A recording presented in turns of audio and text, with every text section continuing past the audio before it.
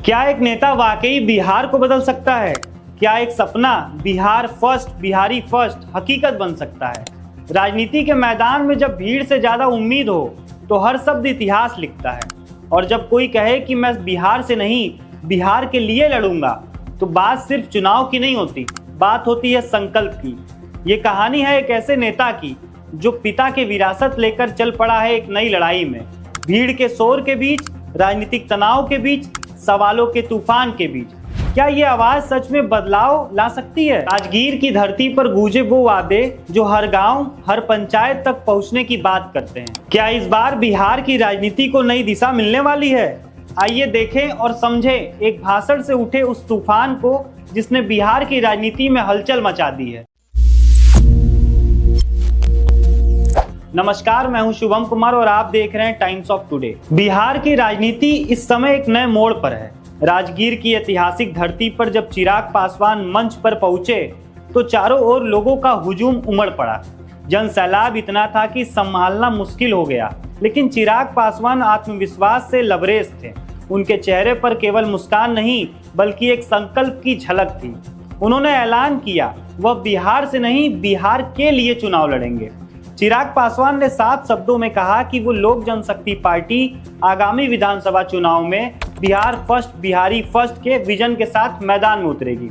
उनका लक्ष्य है कि पार्टी राज्य की सभी 243 सीटों पर जनता के बीच पहुंचे और परिवर्तन की नई लहर शुरू करे। भीड़ इतनी ज्यादा थी कि जब चिराग अपनी गाड़ी की छत पर चढ़कर लोगों का अभिवादन कर रहे थे तो कुछ उत्साहित कार्यकर्ता भी गाड़ी पर चढ़ गए। अचानक वहां अफरा तफरी मच गई। सुरक्षा बलों को काफी मेहनत करनी पड़ी उन्हें मंच तक सुरक्षित पहुंचाने में।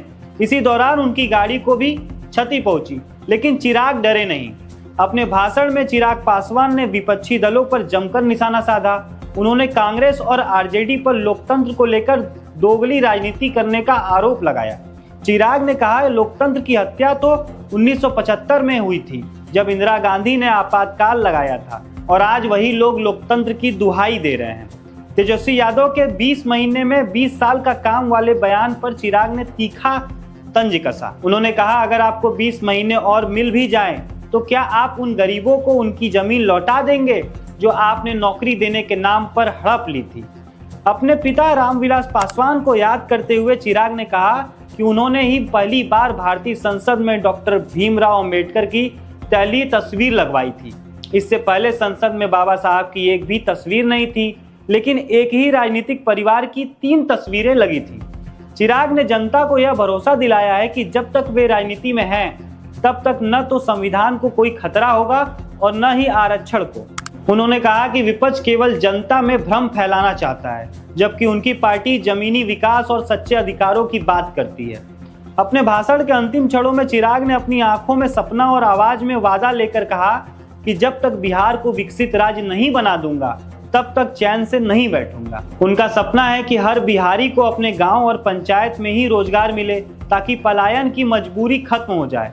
राजगीर की उस भीड़ में खड़े हर शख्स की आंखों में उम्मीद थी और चिराग पासवान उस उम्मीद को दिशा देने की कोशिश में लगे हैं। अब सवाल यह नहीं है कि वे कहां से चुनाव लड़ेंगे, बल्कि यह है कि बिहार के भविष्य की यह लड़ाई किस दिशा में जाएगी। तो सवाल आपसे, क्या चिराग पासवान बिहार की राजनीति में एक निर्णायक बदलाव ला सकते हैं? क्या उनका Bihar first, Bihari first vision राज्य के युवाओं और गरीबों की उम्मीद बना पाएगा?